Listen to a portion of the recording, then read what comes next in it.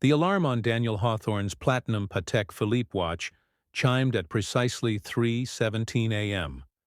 Bleary-eyed, he tapped his iPad to activate the nursery cameras, the same ritual he'd performed every night since the accident.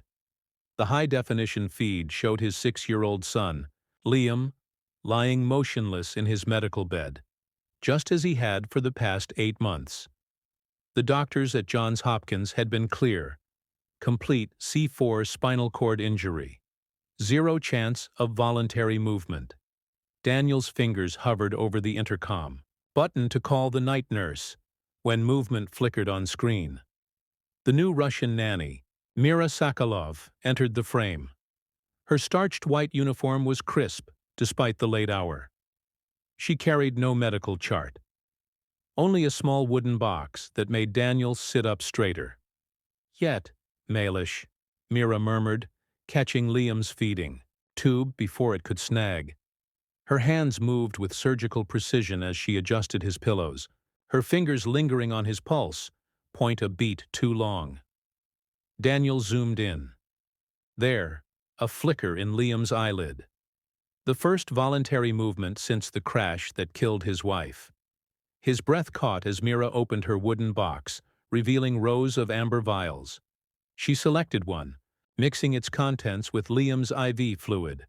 A clear violation of protocol. Daniel's thumb hovered over the security alert when Mira suddenly looked directly into the camera, her ice-blue eyes locking onto his through the digital feed. She raised one finger to her lips.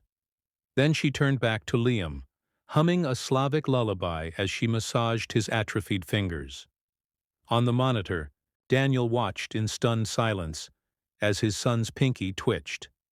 Once, twice, in time with the melody.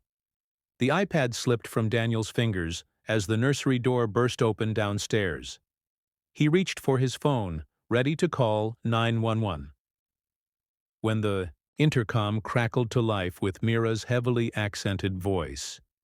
"Mr. Hawthorne, perhaps you wish to see this miracle with your own eyes." Daniel took the stairs 3 at a time, his bare feet slapping against cold marble. He burst into Liam's nursery to find Mira standing calmly beside the bed, her wooden box now open on the nightstand. "What did you give him?" Daniel demanded, grabbing her wrist. Mira didn't flinch. "Siberian pine resin, used in Moscow hospitals since the 1960s. She nodded toward Liam. "Look," Daniel's breath caught. His son's eyes were tracking movement. For the first time in months, following a stuffed bear, Mira slowly waved from left to right. "Impossible," Daniel whispered. "No," Mira corrected. "Very possible, if toxins stopped." She produced a folded lab report from her pocket, Liam's blood work, with Cyrillic annotations. A circled value showed hyoscyamine levels 300% above normal.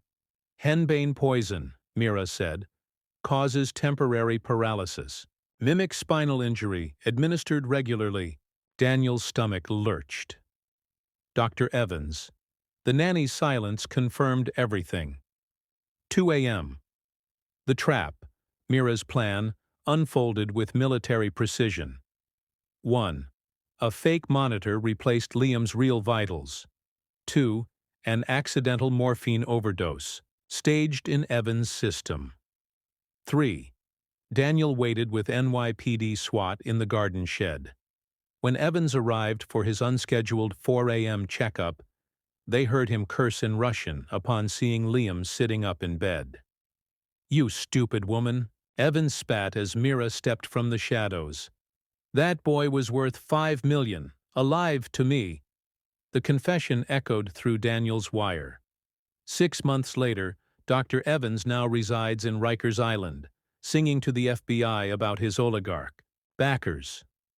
Liam took his first steps last Tuesday. Between parallel bars. Mira's folk remedies are now patented as Neuro-Restore.